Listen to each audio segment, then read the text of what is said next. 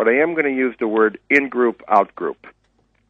This Chabadnik is sitting there in the middle of Iowa. He is clearly an out-group. So he's not like us. Mm-hmm. So there's an impulse to react in a more intense fashion. Jewish media, as in you're saying, okay, he's a member of he's a minority. They feel he doesn't belong. No. He's more than that. Uh-huh. He's not just a member of a minority.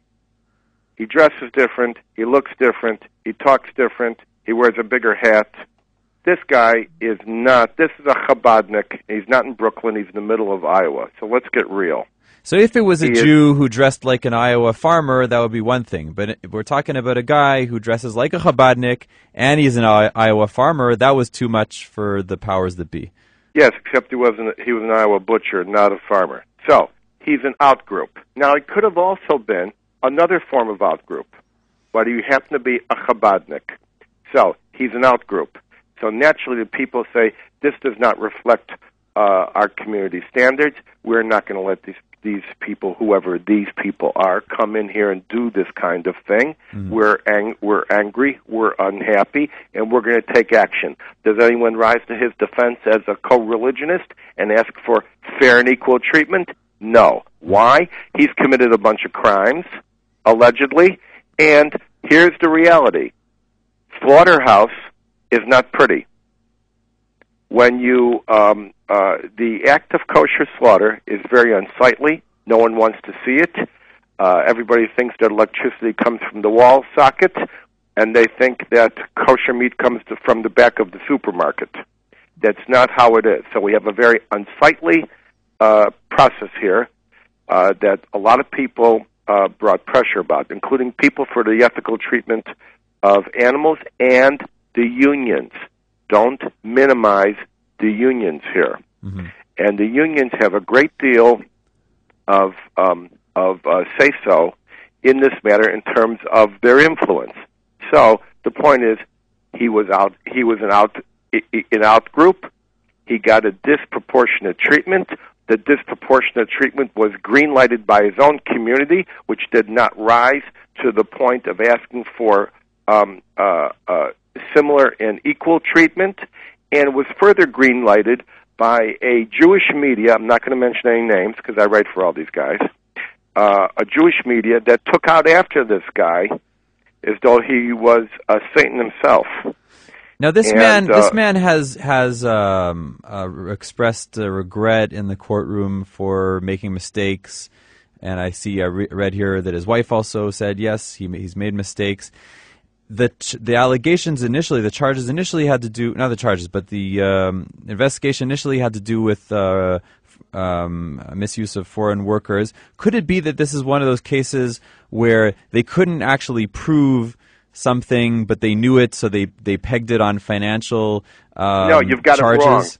You have it wrong. You have it upside down. Uh-huh. They could prove it, uh-huh, but the resulting sentence would pale in comparison to the type of life sentence they could get if they abandoned the prosecution for immigration violation and went up on a real side issue, which is paying your beef bill late, God forbid, and engaging in a financial crime, which he did pad his receivables and he did inflate his assets to a certain degree, I am told, bearing in mind I've not personally investigated the case as much as the sentencing.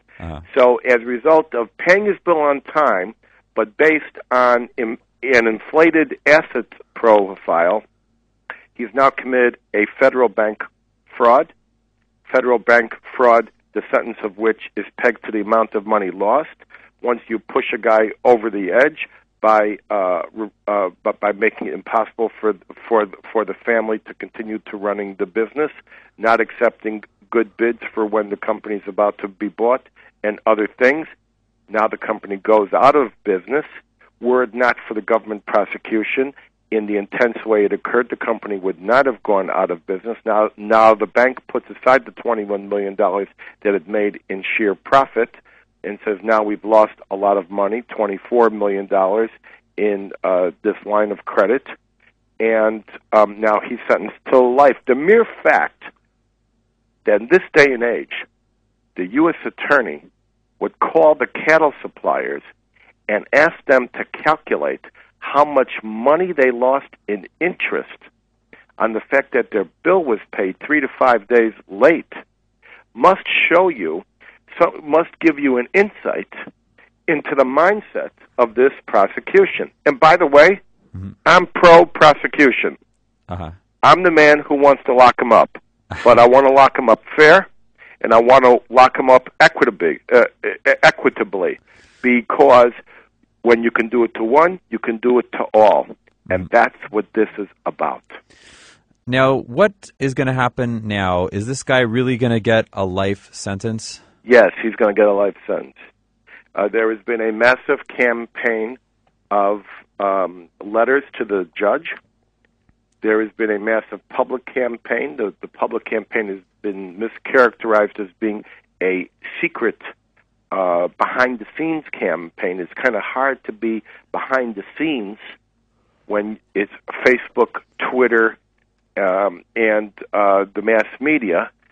ABC News ran a false item in which they said the Iowa prosecutor's office was monitoring the public protest and the media protest, such as myself. I called the Iowa prosecutor's office. They firmly denied that.